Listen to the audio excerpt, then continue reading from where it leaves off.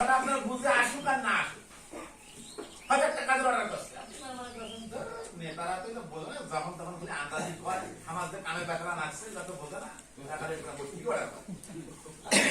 যদি এই কথা পান তাহলে আপনার সব নাই গেল, ওই কারখানা করলেন সামাল দিলেন কিন্তু সব পাইলেন না। কথা বোঝা গেছে?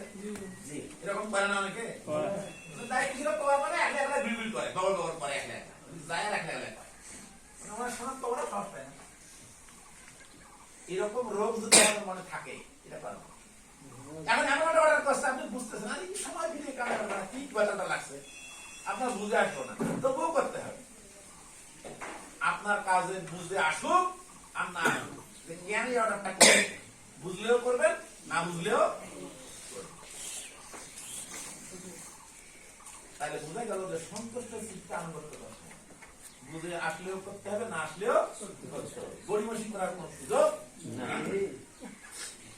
এরপরে হলো যতক্ষণ পর্যন্ত ডাইরেক্ট কোন গুনার কাজের নির্দেশ না দেবে দায়িত্বশীল, ততক্ষণ পর্যন্ত।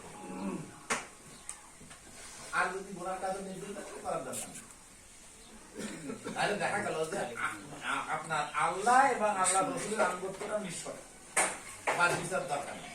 কিন্তু নেতার আনুগত্য করার ক্ষেত্রে চিন্তা করে দেখতে হবে যে অর্ডারটা যেটা করছে এটা যায় না না যায়, ইসলাম বিরোধী না ইসলামের পক্ষে, এটা হইলেই না। এরপরে আসেন তাহলে আনুগত্যের মূল কথাটা কি দাঁড়াইলো? দাঁড়াইলো হলো যে আনুগত্যই সংগঠনের প্রাণ শক্তি বা চালিকা শক্তি। আনুগত্য হলো সংগঠনের শৃঙ্খলার মূল উপাদান। আনুগত্য যে সংগঠনে নাই সেখানে শৃঙ্খলা নাই। দেখেন না সরকারি দলে মাঝে মধ্যে দেখেন নেতারা চেয়ারে বসে আছে স্টেজে, তার সামনেতে দুই গ্রুপ মারামারি করে, আছে না নাই? নেতারা থামবার চেষ্টা করে, থামে না।